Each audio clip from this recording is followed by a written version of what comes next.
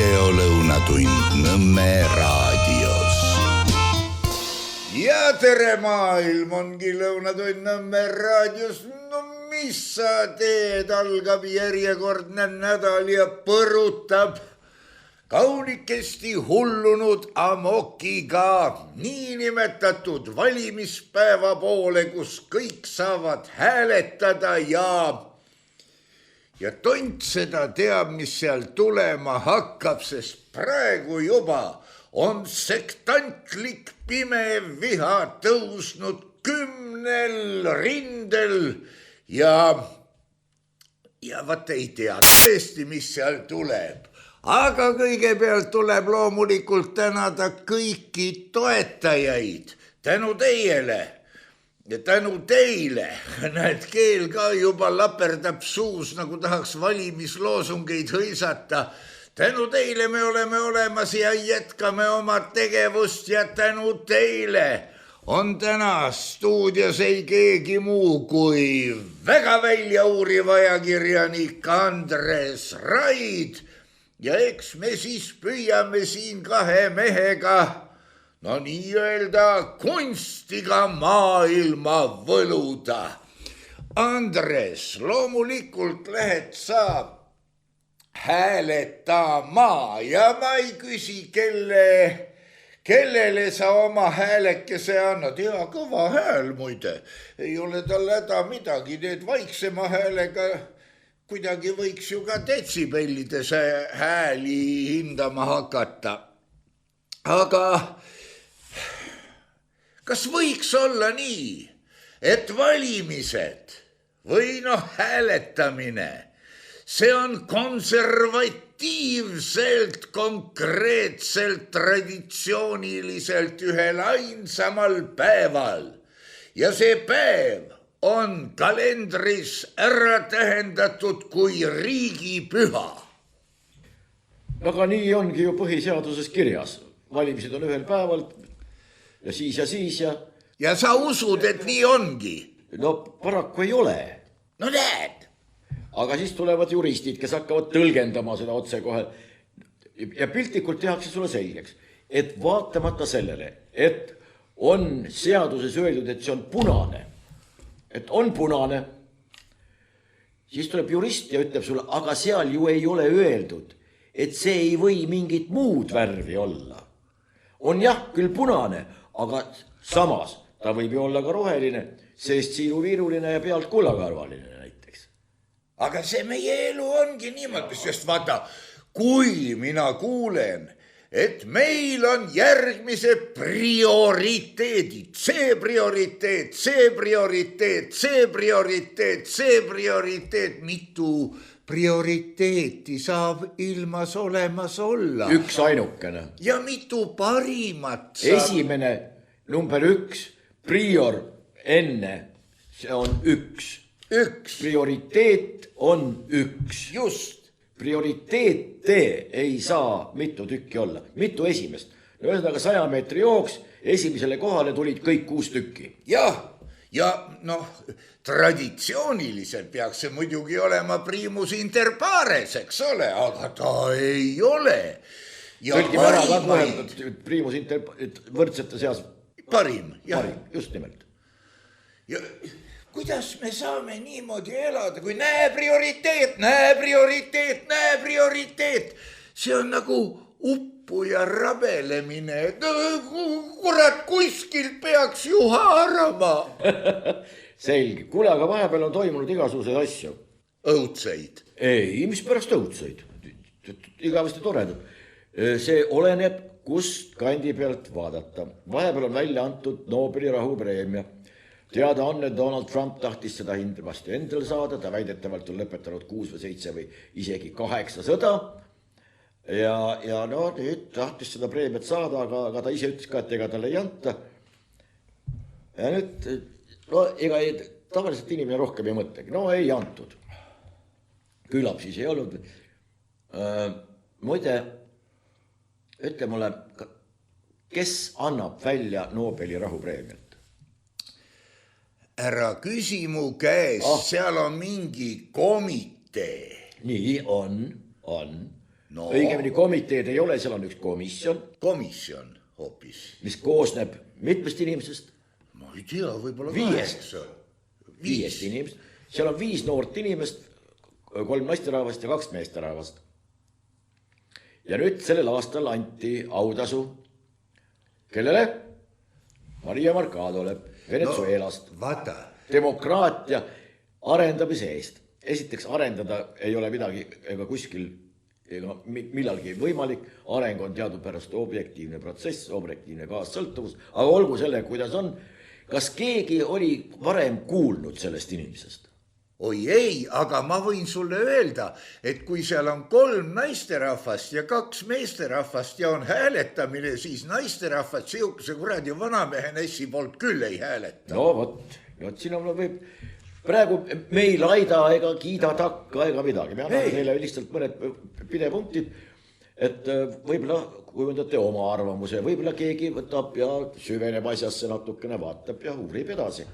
Ja kujundab alles siis oma mingisuguse seisukoha või ega ei ole ka midagi katki, kui mingites asjades inimene seisukohta ei omagi näiteks. No ma ei teagi, seal kuskil maailmas midagi toimub, mul pole sellest õrna aimugi, no kuidas saab mul selle kohta siis mingisugune seisukoht olla.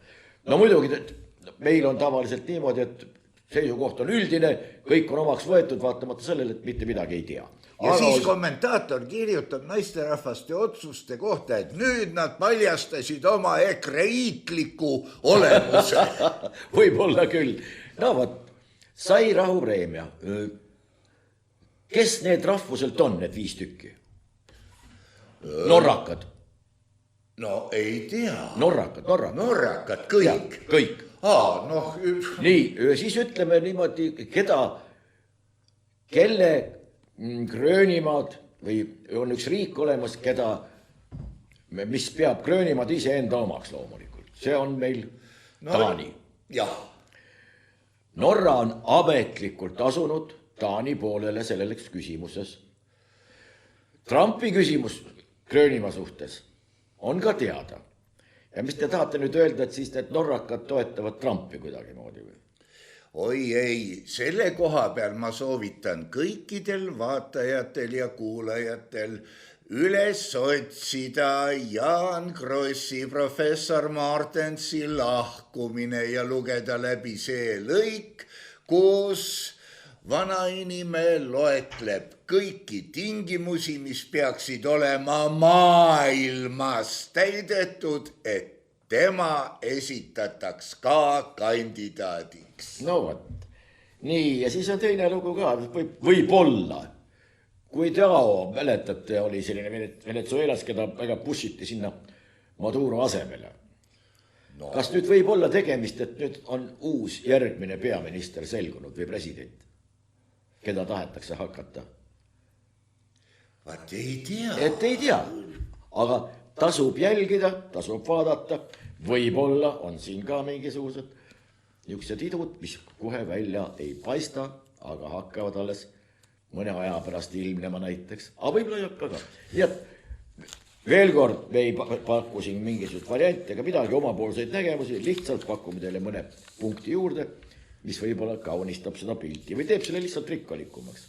Mul tuli praegu sinu selle keerutamisega ja enda omaga loomulikult ka pähe, et võib-olla on poliitiliselt mingisugused soovid kellelgi kuskil kuidagi paigutada Bulgaaria või anda Bulgaariale või näidata Bulgaariat kellelegi kasulikus valguses, kurat võtku, seal on praegu sellised üleujutused, uputused, tõsine katastroof, kui vaadata maailmaklippe, aga meil on shut up.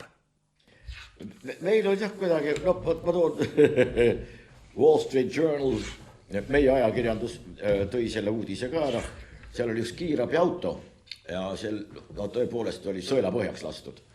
Ei tea, kas mingi püssiabiga või oli siis hoopiski mingi kassett pomm lähedal plahvatanud, igal juhul päris kole pilt.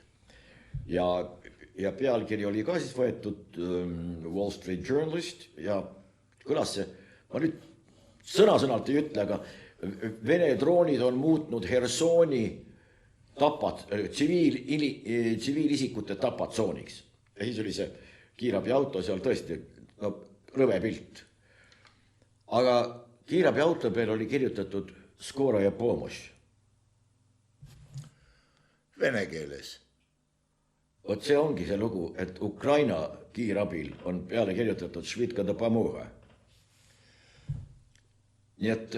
No comment. Jah. Shit happens. Kes kuskil ja keda teinekord ei olegi nii üks-üheselt aru saadav. Aga olgu, mis siis veel? Nii, hakkame võtma. Muide, eile hommikul tuli meelde, kuna Ida-Virumaal on nüüd avatud 20 uut kerksuskeskust. Mis asjast? Kerksuskeskused. Seal saab ennast kergendamas käia. Ja siis ida-osakonnast või siis idapiirkonna pääste, seal mingi ametnik, muidu väga sümpaatse jutuga, rääkis, kuidas see kerksus, sõna kerksus oli üldse eesti keelde tulnud 2014 ja president tollal Toomas Hendrik Ilves oli mingi sõnaause korraldanud ja siis see sõna tuli ja nüüd on juba omaks võetud ja siin tahaks nüüd küll karjuda kõva häälega, kallid inimesed. Johan Voldemar Veski tõi sõna kerksuse üle 100 aastat tagasi eesti keelde. Sõnaraamatus ilmus, sest Silveti sõnaraamatus ilmus see juba 2025. Tähendas elastsust. 2025. 1925. Vot see on veenvam. Jaa, vabandust, eksisin.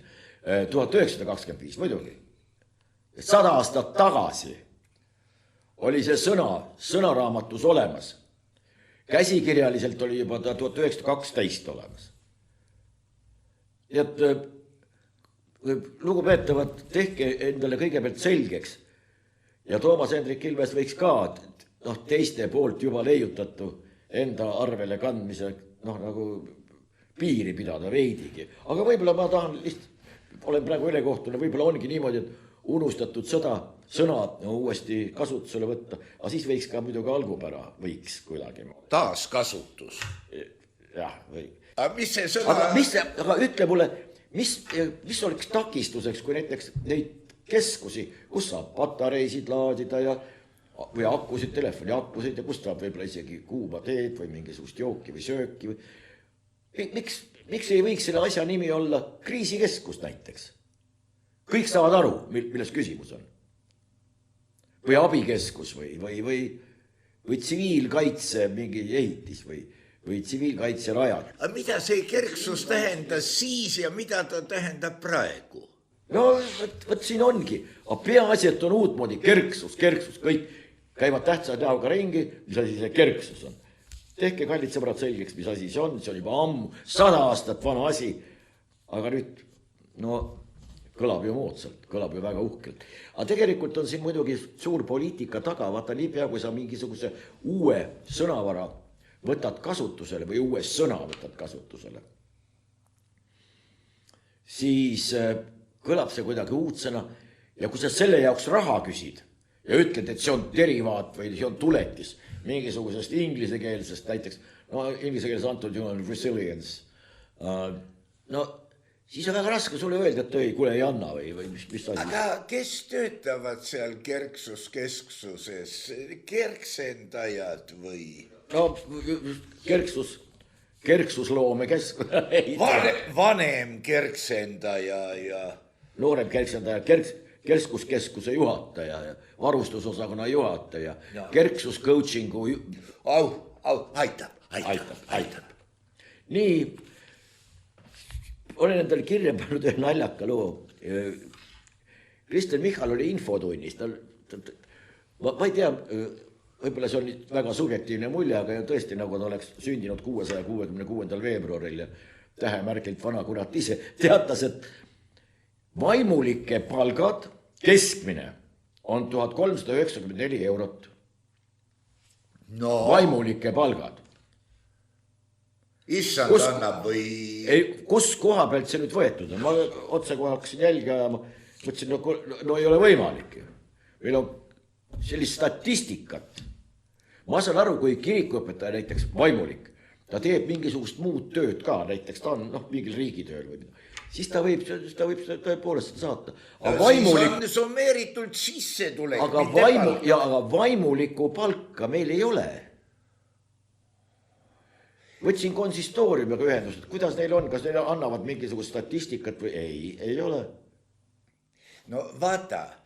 No ei ole olemas. Ja nüüd on küsimus, kas keegi on teinud nalja, sokutanud Michalile selle paberi ette ja ise itsitab, et kas loeb maha või ei loe maha või. Lugeski maha. Tegelikult. Ja mitte keegi ei esitanud küsimust, kuulge kallid inimesed.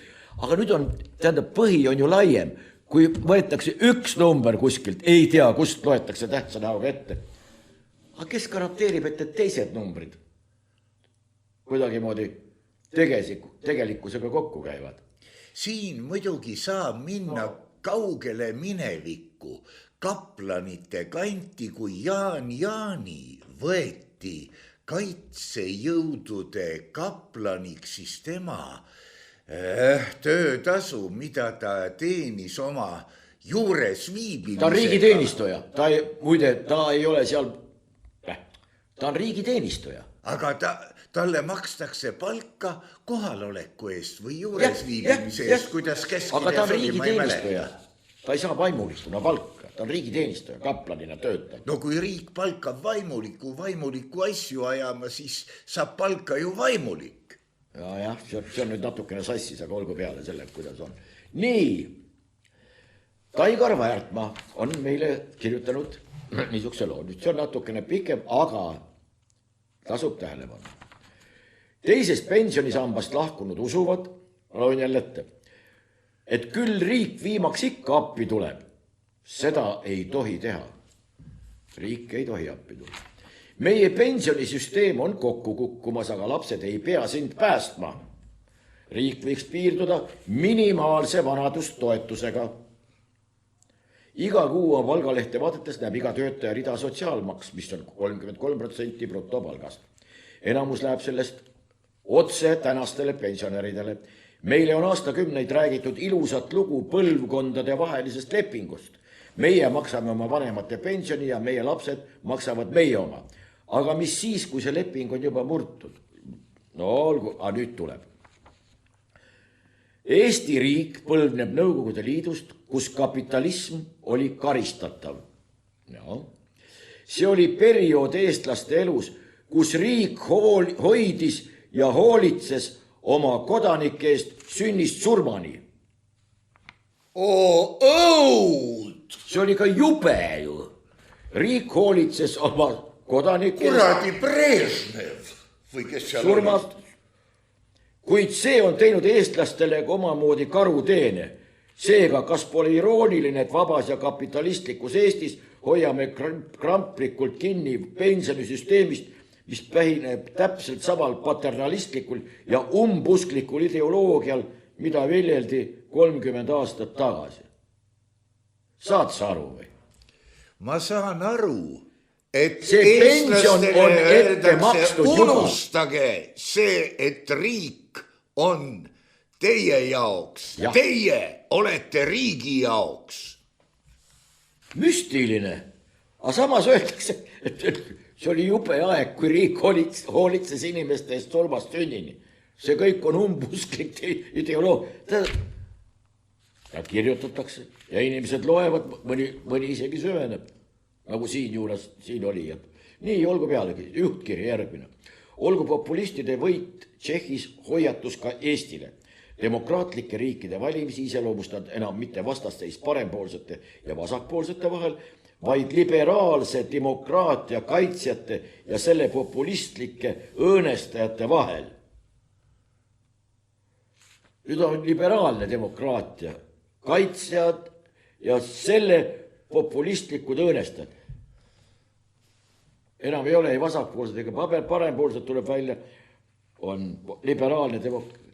Kas sa oled kuskil kuulnud või kohanud selle liberaalse demokraatia määratlust. ei, ma ei ole üldse epiteetidega demokraatiate määratlustega kursis. No ei olegi, neid on üle 30.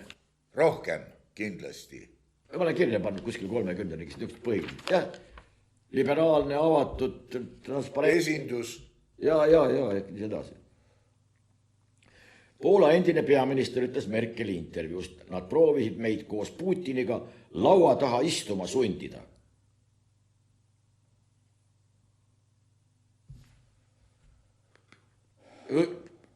Ja Angela Merkel süüdistas Ukraina sõja puhkemises Balti riiki, Poolat ja koroonaviirust. Kõik, ta ei ole mitte kuskil süüdistanud. Nüüd võib öelda, aga sellest võib ju ka nii aru saada. Võib, aga keegi ei käsi.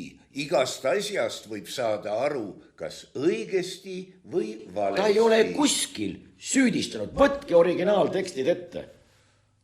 Ta tõi välja need asjaolud, mis mõjutasid kahtlemata. Ja nüüd tuletame meelde, et Minski kokkuleppeid täpselt samamoodi. Millegi pärast jäetakse Prantsusmaa sellest kõrvale, kes olid koos Merkeliga, koos Saksamaaga, olid selle lepingu garantideks, millest kinni ei peetud ja pärast Merkel tunnistas, me ei kavatsenudki seda lepingut täita. Joel Sangal on hea luuletus selle kohta, et see on see sugulane, kellest lauas ei räägita. Jah, no vaat, kuidagi niimoodi. Selles mõttes Prantsusmaa, ootan nüüd praegu Prantsusmaal ju räägitakse praegu sellest, kuidas moodi pretsedenditu juhus presidendi toetus 14%. Aga meil on kogu valitsuse protsent 14% ja ei mitte midagi. Ja kõik, meil on kõik väga ilus, kõik on väga tore. Ja see samane Prantsusmaa, mis kuni Sarkozini vist. Jah, võib arvata kuskil 2007 või midagi niisugust. See ikka püüdes niisugune Euroopas ikka kõva tegija olla ja oma ette. Pärast seda on kõik ajanud mingisugust vasalli poliitikat ja nüüd see vana vastasseis, ega see ei ole kuskile kadunud. Inglismaa, Prantsusmaa. Inglismaa on seda madinat praegu, midagi teha ei ole, Suurbritannia muidugi ma pean silmas, on seda madinat võitmas.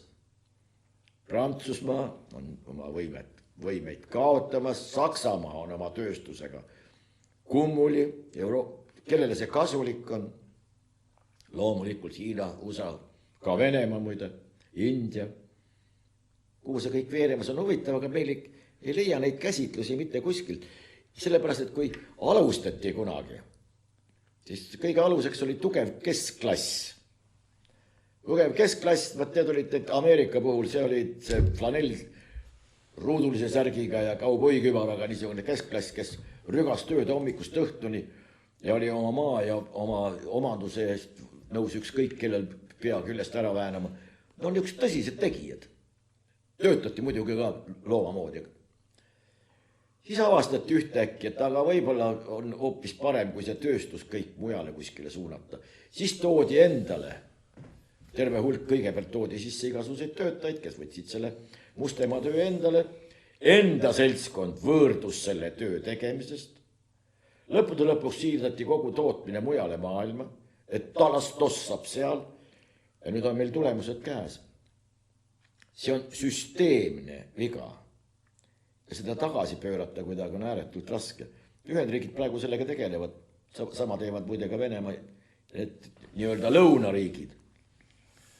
Näis, aga praegu millegi hea järgi see küll see konfrontatsioon ei lõhna, aga Euroopas on agoonia, see on ka selge. No ja Ühendriikide kohta rääkis seda kindral Einseln kunagi, et siis, kui ta veel Ameerika Ühendriikide sõjaväes oli, siis tuli tema juurde noor ohvitser ja ütles kõik. Nüüd ei ole Ameerikal enam autotööstust, viimane on müüdud. Kindral Einsel olla pahandanud, nii ei saa olla, see ei ole võimalik. Järgmisel päeval tuli noor ohvitser ajalehega ja näitas, et näe, see kompanii müüdi ka nüüd hiinlastele. Aga sellises olukorras, mis jääb üle? Sul on majandus kollapsi ääre peal. Energiakandjaid sul ei ole. sul on tehtud nende odav ostmine võimatuks. No Venemaa sanktsioonid ja kõik see. Mis nüüd üle jääb? Üle jääbki ainult kogu aeg öelda, et kallis keskklass, tõmba vöö koomale, midagi ei ole teha, meil on vaenlane, katkematu sõjaolukord, saage aru, kannatage ära, aga peab, sest muidu tuleb koll läänest, idast, ükskõik kus koha peal. Antud juhul on muidugi on see Venemaa ja Hiina, millega kõigepealt hirmutatakse kogu aeg ja selle ohu nimel kannatab ära ka see keskklass, kes juba enam, ma ei tea, ei oska küsida või ei oska tahta või. Kas see oli nüüd Daily Mail, kus toodi välja, vaata see võib olla ka kaitsemanööver, et Iirimaa oli vist koolides, keelustati sealiha serveerimine, sest see võib solvata moslemeid. Meil tapeti sead täiega maha. Midagi õiendatakse nüüd ka lehmade ja muude elukate kallal. Kas see peab tähendama Hiina ja riis või? Ei, kui toitlustuskriis, midagi teha ei ole, heiastub kuskil õhus. Kuskil ta heljendab. Sellepärast, et pool maailma või natuke rohkem on ikka puhta näljas.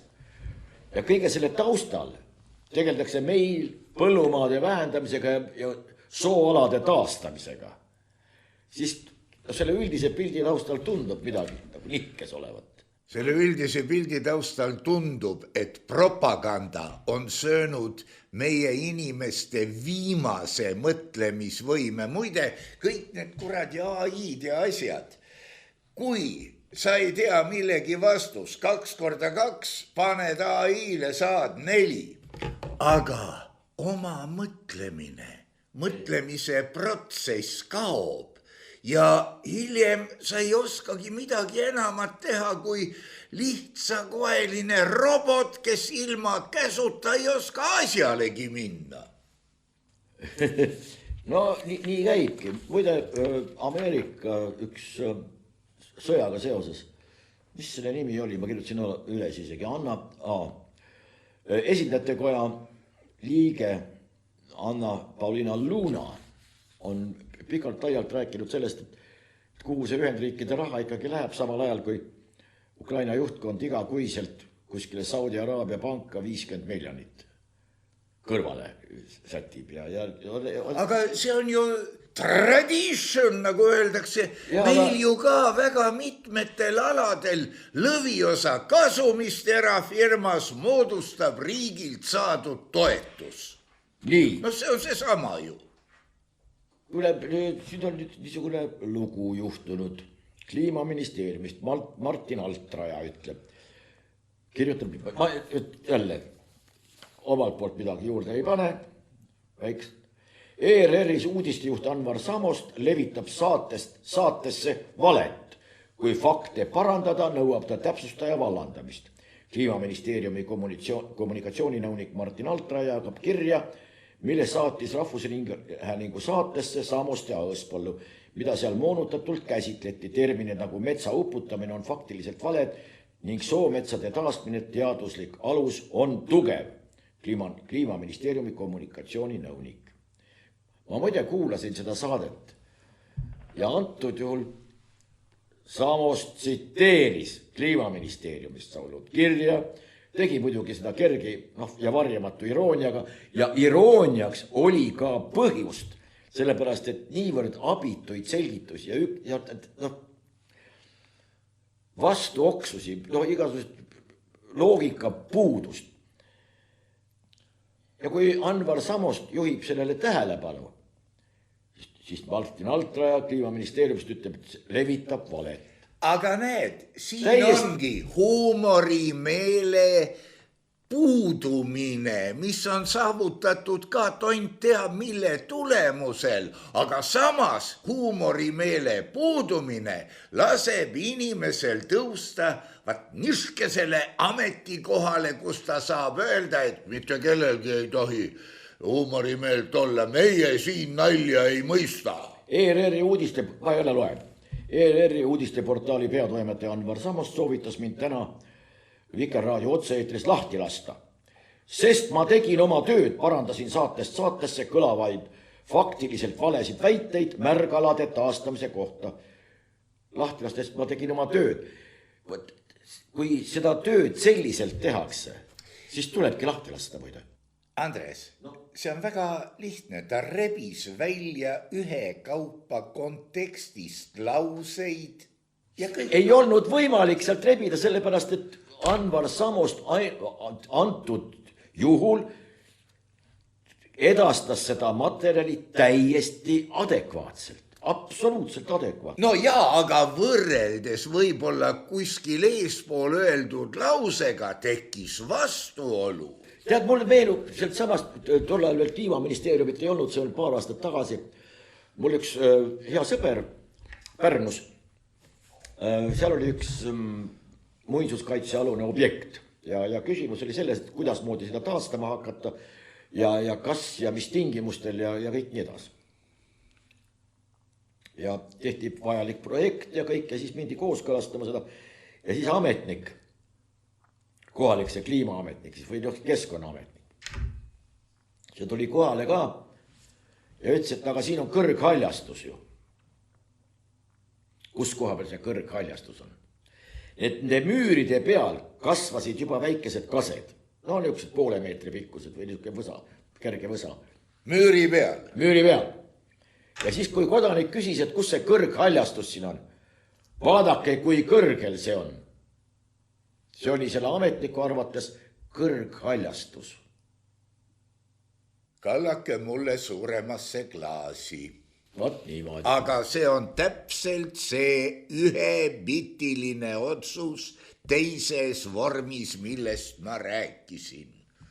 See samane Martin Altraja on kirjutanud muide kunagi võt niimoodi. Ma jälle loen ette. See on siis tase. See on Kliimaministeeriumi kommunikatsiooninõunik, kes ütleb niimoodi. Tehnoloogia meid ei päästa. Peame kehtestama heaoluindeksi. Vau, kui paberi peal on kõik õige, siis ongi. Ja see, mis müüri peal kasvab, see on kõrghaljastus. Agana tehnoloogiate tagaajate. Mingi tehnoloogia meid ei päästa, selgesõnaliselt on öeldud. Meie järgmine suur innovatsioon pole mitte tehniline, vaid sotsiaalne. Enne kõik peab pööre käima meie peades ja väärtusruumis, kirjutab Martin Altraja arvamuskonkursile Edukas Eesti saadetud artiklis. Ma mäletan, ma käisin Matti Abuneni juures Helsingis. Matti Abunen nimelt on Bilderbergide klubi stammliige, pidev. Ja sinna igasuguseid nii-öelda, tuuletallajaid ei kutsuta. Ja Matti Abunen ütles väga selgelt, kogu selle progressi aluseks saab olla ainult 3 asja. See on tehnoloogia, tehnoloogia ja tehnoloogia vielä kerran, ehk siis kõik 3 korda tehnoloogia. Aga ütleb meile Martin Altraja, et mingi tehnoloogia meid ei päästa. It's a revolution! Jah. Kuule, siis meie siseminister on kuulutanud välja seadused kogunemiste, suuremad ja väiksemad kogunemised, et neid võib piirata juba ette, kui on teada, et see võib olla ohtlik. Selle ohtlikkuse, kas võib olla või mitte, selle määrab kuskil mingi ametnik ja Taro ütleb selle peale, tead mida? Taro väiksema ohuga kogunemise keelamisest. See ei ole eelnõu mõte. Nii, ja mida ta ütleb? Siseminister Igor Taro ütles ERR-ile antud, ma nüüd loen ette, siis tähendab, see on meil siseminister.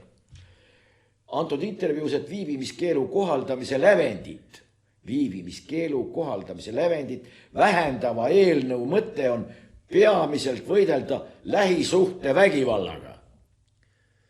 Ja, seda ma lugesin ka ja mõtlesin, et Taro ei andnud selgelt vastust selle kohta, miks oli vaja rahva kogunemiste keelamiseks mõeldud ohulävendit vähendada.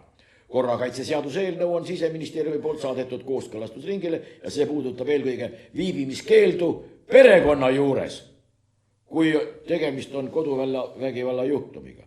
Aga samas korrakaitseseadust muudetakse selles mõttes, et eelnõuga reguleeritakse ka viibimiskeelu kehtestamist rahva kogunemistel, kuidas need asjad omavahel kokku jooksevad.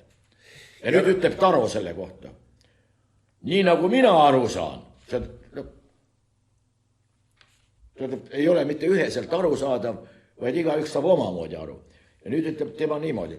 Nii nagu mina aru saan, siis selle eelnõu eesmärk on ikkagi tegutseda efektiivsemalt lähisuhte vägivalla ennetamiseks. Muidu ei kutsu enam pealtvaatajaid peretüli juurde. Viibimiskeeld ja hakkad siis või... No teisalt see osa, mida nad tahavad maha vaikida, puudutab, mitte ei puuduta, vaid paneb puuga pähe Eesti Vabariigi põhiseaduse paragrahvile, kurat, ma ei eksi, 47, mis käsitleb õigust kokku tulla. Ja siin on muidugi üks asi veel. Meil räägib siseminister eelnõu eesmärgist. Eelnõul ei ole eesmärki. Eesmärk on eelnõu kas kehtestajatel, väljamõtlejatel, kirjapanijatel. Eesmärk on mingi muu.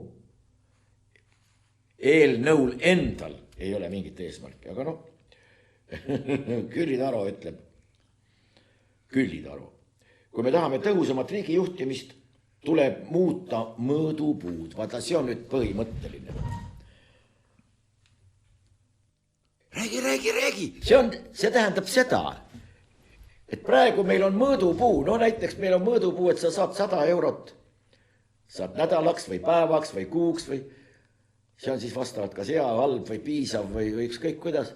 Ja kui sa ütled, ei tule toime, siis me muudame mõõdupuud. Tollipulk tuleb pikemaks venitada. Just nimelt. Kui sul ei ole piisavalt riiet püksta õmblemiseks, et sul on vaja 1,20 m on vaja riiet. Ja kui sul on väiksem jupp, siis ma tulen niisuguse joonlauaga, millel meeter on täpselt, 1,20 m on täpselt nii, et sul jääb veel ülegi. See tähendab, on vaja mõõdupuud muuta. Kas sa saad aru? Ma saan aru. Ja sellega ta paljastab, et meil mitte on mingid mõõdupuud juba kurat 30 aastat muudetud. No loomulikult. Selleks muudetakse raamatupidamisi igasuguseid nippe, näidata midagi. Metoodika! Just nimelt. Aga siin toob välja, tähendab, kui midagi ei klapi, siis me muudame mõõdikuid ja ongi kõik. Meeter, see võib olla kilomeeter, aga võib olla ka millimeeter, täpselt sellisel. Poliitiline otsus. Just. Aga no, see on minu meelest geniaalne. Aitäh, ütleb keegi. Vaeseid inimesi mõjutab automaks siiski vähe. Mis arvad, kes ütleb? Ligi. Jürgen Ligi. Ja tead, miks mõjutab vähe? Tõepoolest mõjutab vähe. Vaestel inimestel, väga vähestel on auto. No ja... Jürgen Ligi räägib tõesti nagu inimene, kel suguelu algas kunagi pahakujude muuseumis, aga no, ütleb niimoodi, vaeseid inimesi mõjutab automaks siiski hästi vähe. Neid mõjutab palju rohkem riigi toimetulek majanduslikult, et neile saaks abi pakkuda. Tõlgi ära. Eks me kõik ole viina võtnud ju. Jaa. Õhtuleht. Taani Väinad kui relv, Karmo Tüür ütleb, peame olema valmis kordama Ussisaarel öeldud soovitust Vene sõjalaevale. Sa mäletad, mis asi seal oli? Seal oli mingi... Jah. Ja mis pärast seda juhtus? Selgus vist, et valele öeldi. Ei, terve garnison andis pidulikult alla. Jah. Ma siin küll ei tahaks niimoodi, kui järgmine. Kõigepealt öeldakse, et käi... No vaata, see on... Käi põrgu ja siis anna alla. Mul ka jäävad asjad meelde, aga nad uputatakse tihti peale propaganda alla ja siis ongi siukene värdmoodustis peas, et tekib... Aga see on, kui te poolikute tõdedega opereerib. Loomulikult peab olema propaganda ja agitatsioon. Igal riigil peab olema. Loomulikult, sõltumata sellest, on ta monarhia või on ta türannia või on ta demokraatia või liberaalne demokraatia. Loomulik on see, et igal riigil on endal mingisugune propaganda ja agitatsioonivõime olemas. Täiesti kindlasti. aga seda, ma tahan lihtsalt öelda seda, et seda kõike võiks teha arukalt, efektiivselt, mõjuvalt, aga mitte keerutada kokku mingisugust suvaliste inimeste suvalist, vabandust väga, loba. Jaa, et kui valitsuse toetus on ikka 10%, siis meid, muide, Lätis on 8 juba. No aga me oleme paremas seisus kui lätlased, me oleme selle üle uhked ja nüüd me venitame mõõdiku selliseks, et see 10% on 110%. No muidu me venitame nii, et vähemale. Nii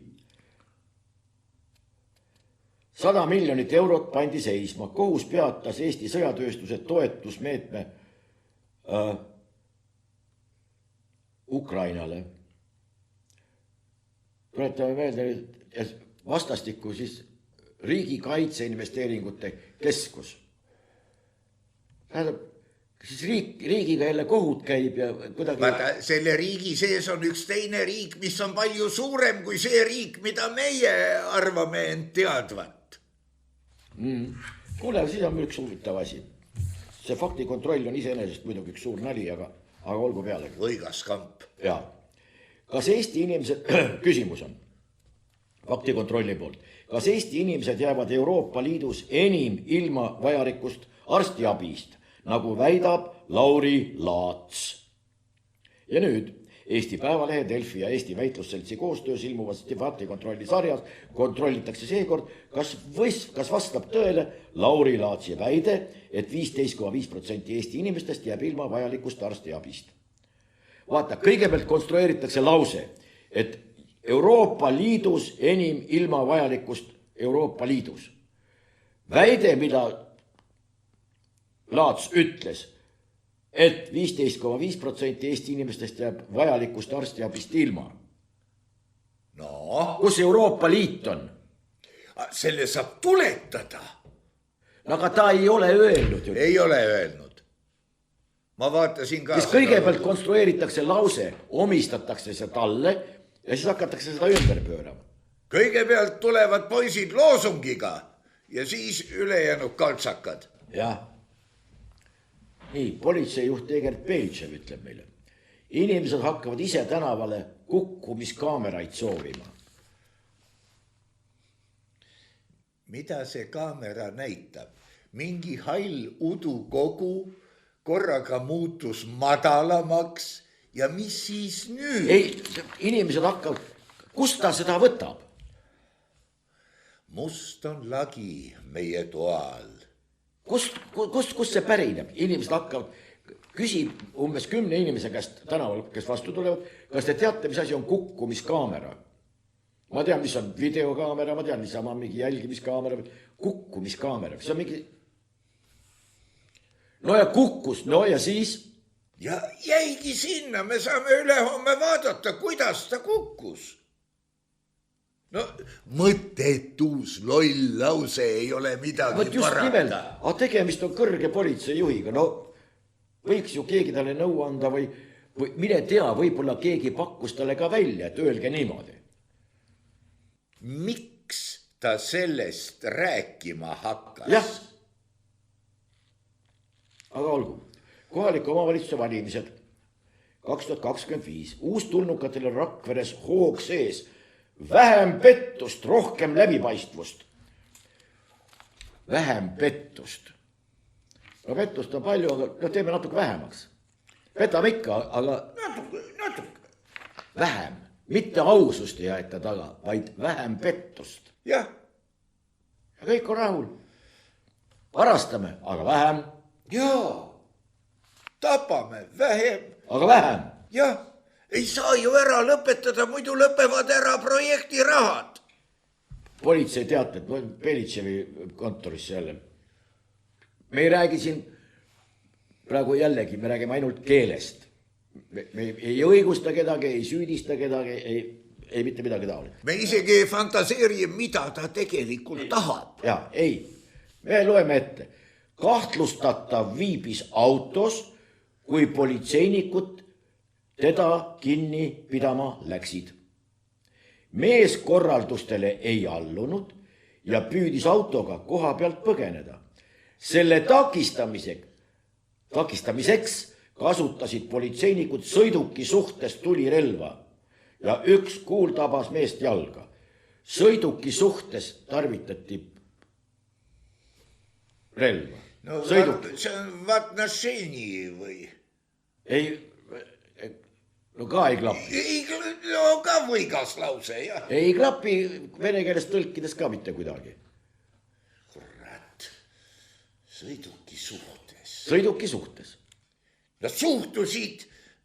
No, ja, aga räägime edasi. Liikumisharrastuse kompetentsikeskus on kontor olemas. Seal saavad muide inimesed väga head palka. Liikumisharrastuse kompetentsikeskus. Et sinu ekstravehikulaarset lokomotsiooni siis... See on Eesti Olümpiakomitee mõne aasta eest loodud sihtasutus. Nagu nimigi ütleb, tegeleb asutus liikumisharrastuse üleriigilise arendamise ja koordineerimisega. Arendada ei ole võimalik. Mis liikumisharrastus? Igasugused kahtlased liikumised pannakse kinni. Kaljulaid on vist organiseerinud mingi osakonna, kus istuvad mingid inimesed, kes saavad väga hästi palka. Money. Jaa. Valga põhikoolis kukkus üle poole õpilastest matemaatikaeksamil läbi. Kallas, Kristina, ütleb, tulemus pole katastroofiline. Ei ole. Isegi kui kõik oleksid läbi kukkunud, ei oleks ka see katastroofiline. See näitab arenguruumi. Katastroofiline on see muide, et meil on selline haridusminister. On. Aga olgu veel. Nii, läheme edasi. Põhiküsimus. Kes kellel allus aastase ootuse järel algas Jürna grupeeringu protsess. Jürna kuritegelik grupeering ja põhiküsimus on, kes kellel allus. Kuidas? Põhiküsimus on ikka, mis tehti ja miks tehti võib-olla või? Mis see seal, kes kellel allus? No see on ka võib-olla oluline muidugi. Õppematerjaliks või? Ja, aga põhiküsimus on hoopis, kes kellel allus. Aga mis sa tegid? Just nimelt, see siis ei ole oluline või? Aga võib-olla. Aga muide, sa oled ise siin kirjeldanud olukordi, kus see, mis ta tegi või teha tahtis või midagi taolist, sel pole mingit tähtsust küll, aga paneme talle selle sildi kaela ja paneme teise ja paneme kolmanda ja paneme üldse kinni. Kuule, nüüd ma loen sulle ette. See on mulle kuidagi. Ja veel kord, Jürna grupeering, siis alluti ju Jürnale või ei allutud? Nii, kirjade järgi on nii, aga ei tea. Aga põhiküsimus on, kes kellele. Kuule, aga nüüd on doktoritöö tehtud. Vaat see mulle veeldi. Tallinna Ülikool. Ma kohe võtan asendi sisse sellepärast, et nüüd tuleb. Hea elu muutis Eesti tajusõnavara 20 aastaga läänelikumaks. Läänelik sõnavara, mis asi see on? Olgu. No see on fucking good. Kohe ma valan veel natukene terpentiinu sinu veritsevale hemorroidikesele. Ja nüüd loen ette. Rääkida saab ühistest tajukogemustest ja nendest, mis ei ole ühised.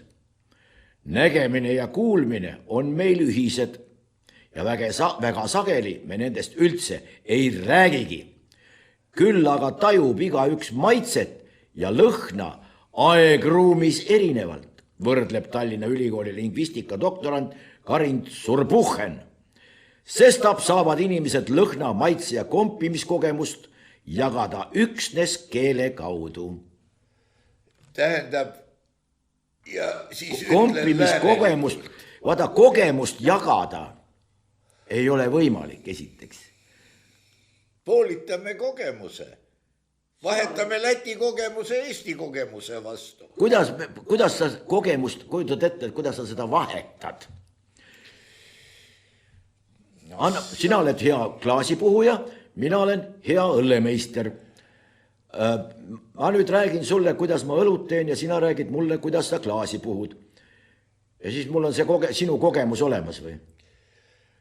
Siin viidatakse sellele muide, et ei tehta ka, ei anta aru, mis asi on kogemus. Nüüd, ainult keele kaudu on võimalik jagada näiteks maitsekogemust. Ma istun laua taga ja kuskil restoraanis, kas peenemas või mitte väga peenes, või kuskil taluköögis, sa pakud mulle kapsasuppi ja küsid, kuidas on. See maitseb mulle nii hirmsalt, et ma matsutan ja ma ei saa rääkidagi, ajan ainult pöidla püsti ja vibutan sinu poole. Sa saad aru, et väga hea on, et mulle meeldib. No. Või siis mõmisen ainult, ütlen ui ja siis näitan veel näpuga. See pöidlaga on ohtlik. See tuleb välja, ei tähenda mitte midagi, sellepärast, et seda kompimiskogemust ja maitse ja lõhnakogemust saab jagada üksnes keele kaudu. Jaga mulle nüüd keele kaudu, kuidas sinu meelest see roos lõhnab. Nii või? No, kui ma ennast nii väljendan, kuidas sa seda mõistad? Suurepäraselt.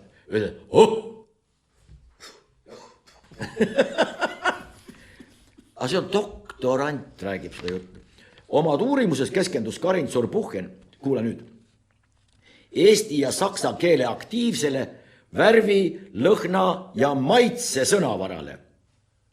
Aktiivset sõnavara on kõige lihtsam seletada kui meie ühist põhisõnavara, mida me tõesti iga päev ja väga sageli kasutame, mida me teame ja tunneme. See tähendab, et meil sakslastega, ta ütles saksa keelt, kõnelevad inimesed ja eesti keelt. Kui meil on sakslastega ühine sõnavara siis või? No, refid. Reifen. No, meil on umbes 400 saksa laensõna. Aga kui ma ütlen, et lõhna kohta, neid ei ole, vaata, siin on jällegi kaks asja tuleb vahet teha.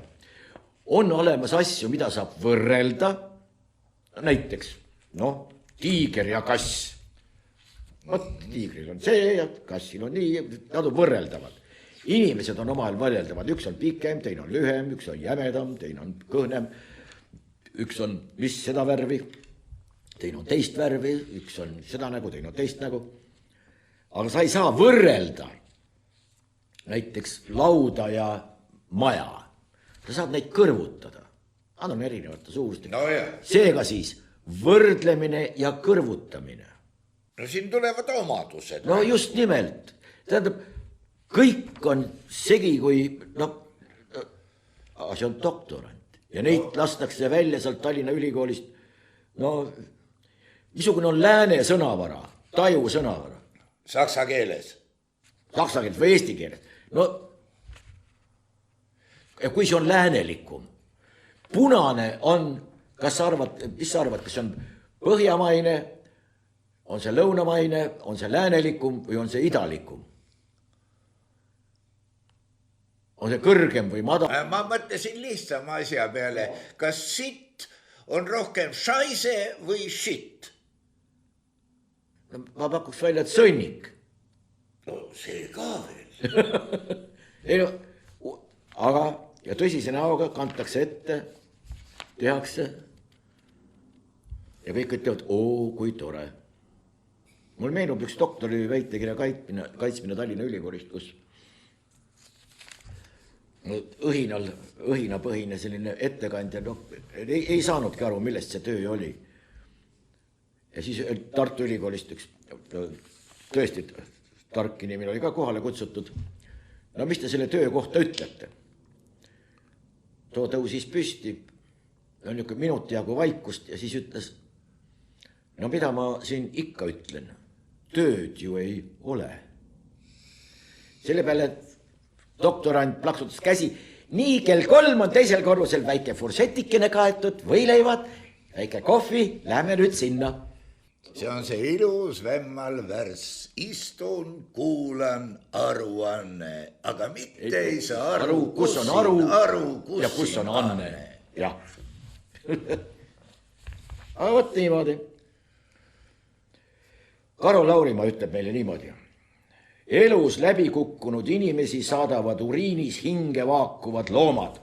Need tuleb omanikult ära võtta. Karol Laurimaa on, tead kes, Põllumajandus- ja Toiduameti looma heaolu operatiivüksuse juht.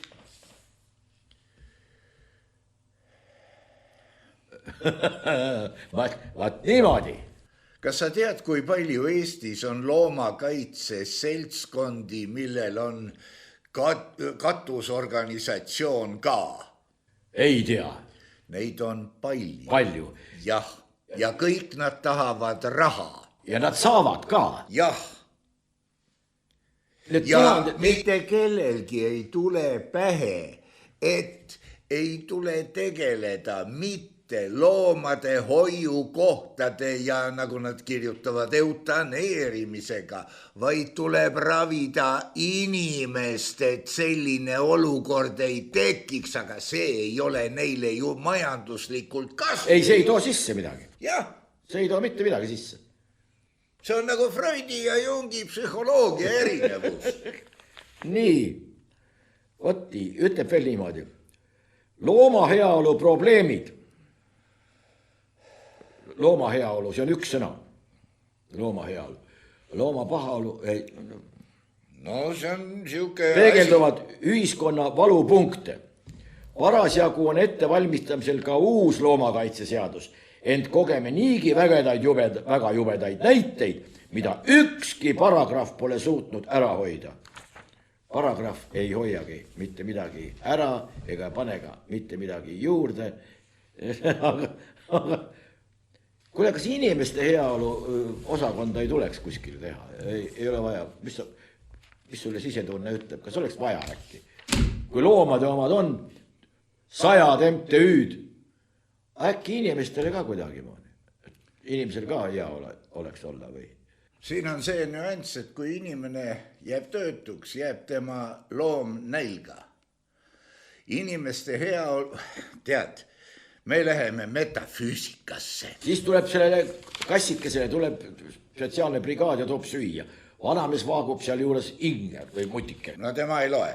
Tema ei loe, selge. Nii, aga ma loen sulle veel.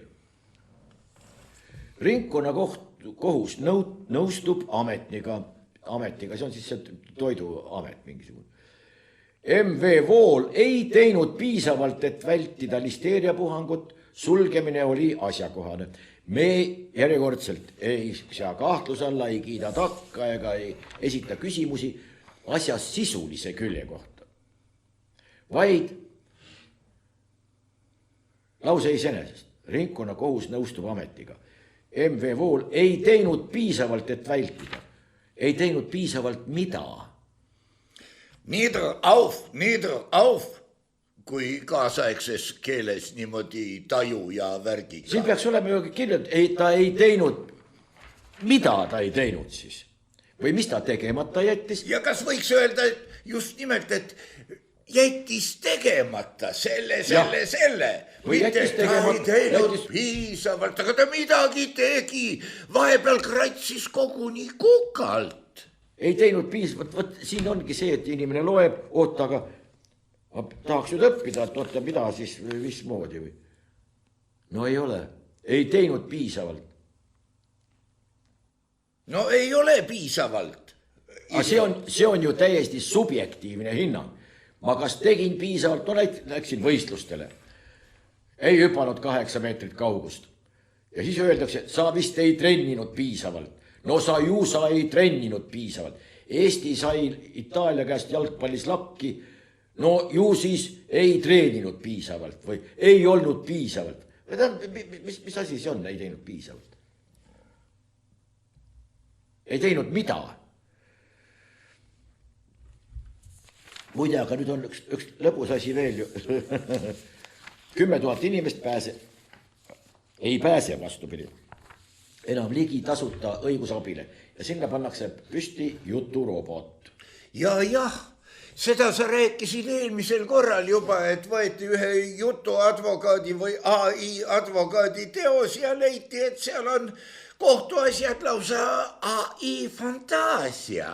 Nüüd hakkab juturobot lohutama sind ja rääkima, kui heaks läheb elu homme ja nii edasi. Ja ära tülita kohtuorgani. Aga tõepoolest. Ja kui sul raha ei ole, siis saab sul see üldse see kogu see asi poolel. Muide, aga kas sai tähele pannud näiteks Kaja Kallase puhul? Kaja Kallas oli väga hinnatud, keda kiideti taevani siinse igasuguste saavutuste eest, mida talle omistati. Nii ajakirjandus oli temaga päri ja ta üldiselt kiideti väga.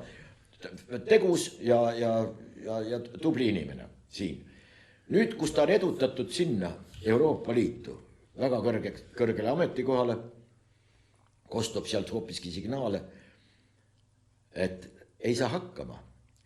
Ammugi mitte seda, et ta on kuskil end ilmutanud või teinud nähtavaks, et tal on mingisugused initsiatiivid, mis panevad kõike ahetama. Võt siit tulevad mingisugused mõtted, võt siit tulevad lahendused, võt siit tulevad ettepanekud. Mitte midagi taolist ei ole. Siin kodumaal ehiti seda Kaja Kallase nimelist kuuske ju ehiti ka vahet pidamata. Aga tuleb välja, et Euroopas My dear friend, sellega antakse Eestile signaal, et te kuradid valetage vähem oma saavutuste kohta. No võib-olla, aga igal juhul jah, Euroopas ei ole ta mitte kuidagi moodi läbi löönud ega vastupidi sealt jah. See on see väärautoriteetide süsteem, muide see on nüüd üks omaette nähtus. Aga vaata, kui palju ordeneid ja medaleid ta sai. Vaata meie igasuguseid ametimehi, kui nad mingisugustel pidulikel puhkudel kogunevad. No Pintsaku linnaesisest jääb väheks. Ordenid ja medalid ja igasugused suuremad ja väiksemad aurahad ja plekist ja õbedased ristikesed. No need ei mahu ära. Ja hakkada uurima, et aga mis puhul need siis välja on antud? Sõda nagu pole olnud, eks ole, mille eest aurahad. No võt siin ta ongi. Aga jagatakse usinalt ja kaunistatakse neid ka igal suurel ja väiksel võimalusel. See 10 000 on üks neetud arv, sellele läheneb praegu vist ka meie kangete kandideerijate arv. Andres, küsin nagu see samune sellelt samuselt, kas sa oled telekas sattunud mõne, see võib ka raadios olla, mõne saate peale. Minu meelest need telekaomad on naljakamad, sellepärast, et seal kõik seisavad püsti ja me sisuliselt näeme ainult rääkimisprotsessi. Oled sa neid näinud? Teleka omasid ei ole näinud. Pean tunnistama, ei ole mitte ühtegi näinud. Aga raadios olen mõningaid sõites kuskile, olen tõesti kogemata kombel kuulanud ja see, mis sealt tuleb, see paneb pead vangutama. Vaata, mul oli siukene õnn või õnnetus, et mingil põhjusel mingi saade telekast hakkas helipildist läbi lööma. No tähendab selles mõttes, et korraga arvutis lülitas selle peale, kuigi pidi olema teise peal, võib-olla mingid internetijamad või niimoodi. Ja mida ma panin tähele? Seal on, nagu ma aru saan ja nagu ma ka tean, esindatud mitmed parteid, liikumised, üksikkandidaadid, kurat teab kes ühesõnaga. Nad kõik, kui saavad sõna, nad hakkavad end üles kütma oma väitest, mis ei pruugi tõsi olla. Meil on vaja teha niimoodi ja siis ta kukub seda tõendama ja tõestama ja nii edasi või kui eestlane või veel muul viisil. Ja see, mida ma kuulsin, päris pikalt, ma ei usu, et see nii pikalt jutti eetris oli, aga seal oli sellest, et Tartus tuleb ehitustegevust vähendada, samas tuleb lennuühendusi parandada, et rohkem saaks Tartusse lennata või Tartust ära lennata. No see on ühekordne action nii öelda. Ja mulle meenus Velikije Vassiukev. Ilf Petrov. Jah, Male pealinn, Male pealinn. maailma male pealinn. jah, odavalt ainult malelauad, muidugi paleesid tuli ka, kuigi sama teemat tegelikult käsitles ka üks, oli vist Bulgakov või kes kirjutas selle pelmeeni tootmismasina kohta, mis vorpis ööpäevas, ma ei tea, kui palju pelmeene ja arvati, et nüüd on maailma pelmeeni pealinn ja kõik tulevad kokku ja muudkui söövad pelmeene, aga ei tuldud kokku, ei söödud, pelmeenid roiskusid tee ääres. Mindi leiutajad paluma, et pane see kuradi jama nüüd seisma, leiutaja ütles, minge välja, ma lõpetan tööd masina kallal, mis toodab 10 korda rohkem pelmeene ja no võiks lugeda pesumasinate mässu veel, Lemm on. jaa, jumalik teos, Lemm on üldse geniaalne kirjalik, sest ta kirjeldas juba möödunud sajandi, ma ei tea, vist. pesumasinate mäss. jah, ja muidugi teda tasub lugeda, teda avaldati isegi Loomingu raamatukogus, aga väga võimsalt kirjeldatud asjad. aga Andres, see terve mõistus, noh, mõtlemisvõime, mitte AI-lt vastuste saamine, mis on kohaldatud ka nii, nagu su näide advokaaditöö kohta välja tõi. mis meist saab, kui me lõpetame mõtlemise? meile tuuakse siia sisse igasuguseid frukte, kes noh, väidetavalt, kellel on seda rohkem vaja kui meil, ma pean silmas Eestimaad ennast. muidugi. ja kas sa orienteerud olukorras? see tundub olevat mingisugune teadlik tegevus. metoodiline. Kohalike osus ja kõik see kahaneb ja noh, ja kõige hullem on see, et seda esitatakse ju sellisel viisil, et see on paratamatu, see on loomulik ja see ongi maailma integratsioon ja see ongi see kõik see, kuhu poole me liigume. aga vaat siin nüüd doktoritööd jälle käsitlesime natukene mingeid aspekte sellest, aga koolides on seesama lugu. Matemaatikaeksamid, pooled kukuvad läbi. Tegelikult see haridusmõiste kui sellise erosioon, see on ammu juba käimas. Erosioon on väga hea ja õige sõna, kuigi võõrsõna. Murenemine. Mureneb ja mureneb kuidagi märkamatult. Me harjume sellega, me nõustume sellega, me võtame selle oma. See on see pliiatsi efekt näiteks. Ma ei tea, kas ma olen sulle rääkinud. Jah. Võtad pliiatsi ja hakkad arutama. Pliiatsil on süsi sees, aga sa kunagi ei kirjuta ju seda pliiatsit lõpuni. Mingi väike jupp jääb ju ikka järgi. Ja seoses sellega, milleks peab see süsi siin lõpus olema? Hoiame kokku ja siia lõppu seda sütt ei pane. Nii, ei pane. Võtsime ära, tegime uue pliiatsi. Ei, ta on sama pikk. Sama pikk. Aga seal lõpus ei ole seda sütt, kuna sa ei kirjuta pliiatsit lõpuni. Nüüd hakkad arutama edasi. Kuule, aga milleks see puu siin ümber on? Et seda sütt ju toetada, mis siin keskel on. Aga sütt ei ole, järelikult puud ka siin ümber ei ole. Vaja ju. Naks maha. Nüüd võtad juba veidi lühema pliiatsi, aga ma ei kirjuta ka seda ju kunagi lõpuni. Milleks see süsi siin lõpus peab olema? Maha. Kuule, aga milleks see puu peab siin ümber olema, kui sütt ümber ei ole? Maha. Ja ühtäkki sa avastad, et sul ei olegi pliiatsit. See on nagu tähendamissõna Eesti Vabariigi kohta. Korraga pole vaba, korraga pole riik. Jah, kuidagi niimoodi. Ja raha on ka otsas. Põlegi teist nagu eriti. ole sa tänatud, Andres Raid, väljauuriv ajakirjanik, sa oled välja uurinud, õigemini pealiskaudselt pealkirjade kaudu üritanud läheneda, aga ei ole tahtnud läheneda, sest pealkiri on juba loll küll. Imeasju. Me räägime keelest ja kõik need, kes nõuavad eesti keele oskust, pöörake tähelepanu kõigepealt sellele, mis teie asutustest endist välja tuleb ja kuidas seda suulises kõnes esitatakse. Kui need siisid ja igasugused muud tegelikult ja kõik need kokku lugeda, need parasiidid, see on uskumatu. Eesti keel nagu pliiats, et seal ei räägita, anname selle ära.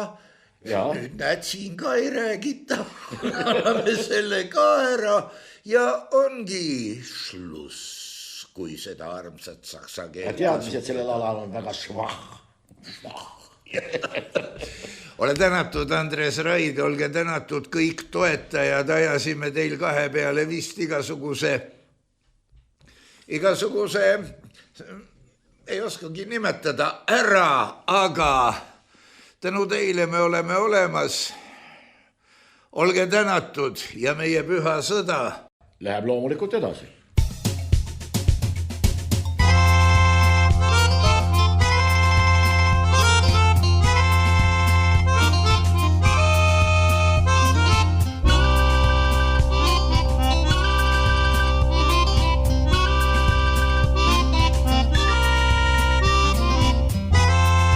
Saade on salvestatud 2025. aastal.